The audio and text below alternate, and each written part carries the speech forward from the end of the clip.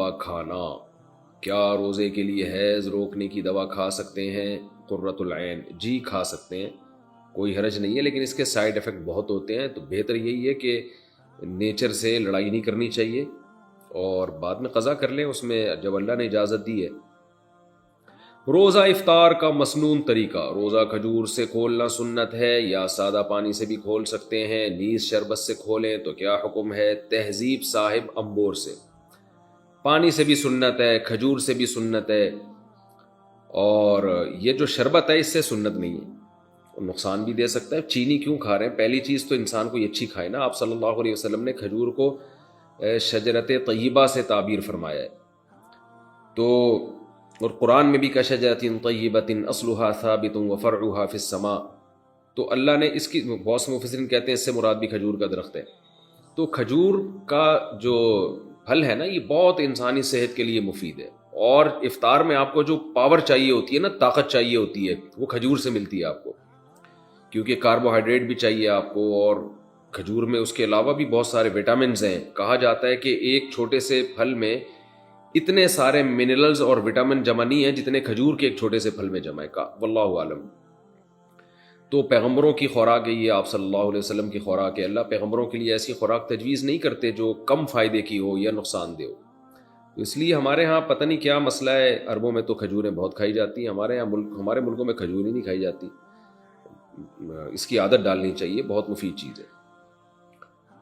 مسجد میں 8 رکعت تراویح ہو تو 20 کیسے پڑھیں؟ یہاں پر مسجدوں میں 8 رکعت ہی تراویح ہوتی ہے تو ہم 20 رکعت کیسے پڑھیں؟ شعیب صاحب مکہ مکرمہ سے۔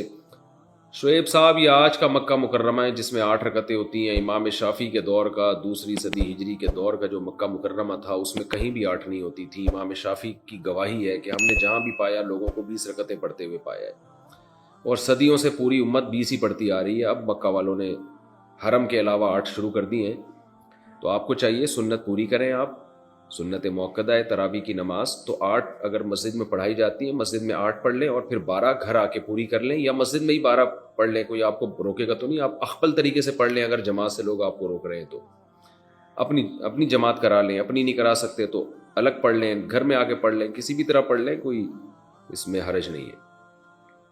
کیا تسبیح تراویح شرعاً ثابت ہے؟ تراویح تسبیح جو ہر 4 رکعت کے بعد پڑھی جاتی ہے کیا یہ ثابت ہے، اور اس کا پڑھنا کیسا ہے؟ رضوان تلا گنگ سے۔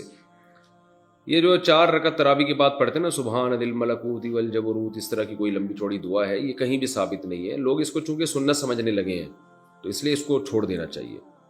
تو 4 رکعتوں کے بعد کچھ بھی ثابت نہیں ہے، بیٹھے رہیں، خاموش بیٹھے رہیں، کوئی بھی ذکر کر لیں، کچھ بھی نہ کریں، دعا مانگ لیں، سب جائز ہے۔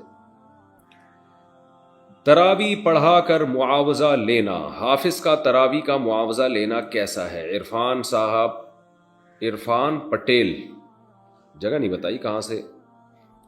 دیکھیں حافظ لوگ جو تراویح کی اجرت لیتے ہیں نا، یہ بالکل حرام ہے، ناجائز ہے، اس کے جواز کا کوئی بھی قائل نہیں ہے ہماری رائے میں، جو اب تک ہمیں معلومات ہیں، اور اگر کوئی قائل بھی ہو تو اس کی دلیل مضبوط نہیں ہے۔ خالصتاً قرآن کی تلاوت، نماز میں تلاوت کی اجرت ہے، یہ فرض نماز کی تنخواہ لینا، یہ اس کی جواز کی وجہ کچھ اور ہے۔ اس کی وجہ یہ کہ فرض نماز شعائر اسلام میں سے، اگر امام اپنے آپ کو فارغ کر کے نماز کے لیے فارغ نہیں کرے گا اور تنخواہ کے بغیر، لوگ اس کے لیے آمادہ نہیں ہوں گے، کیونکہ امام کو بھی ظاہر ہے اس کے بیوی بچے ہیں، گھر چلانا ہے، تو وہاں تو ایک مجبوری میں علماء نے اجازت دی ہے کہ پورے سال پوری زندگی فرض نماز کا سیٹ اپ رہتا ہے۔ تراویح تو فرض نہیں ہے، سنت موقدہ ہے، اور جماعت تو سنت موقدہ بھی نہیں ہے، تو جماعت سے نماز پڑھنا کوئی ضروری بھی نہیں ہے، تو اس میں اجرت لینے کا کوئی تک نہیں بنتا، اور نہ قاری صاحب جو ہے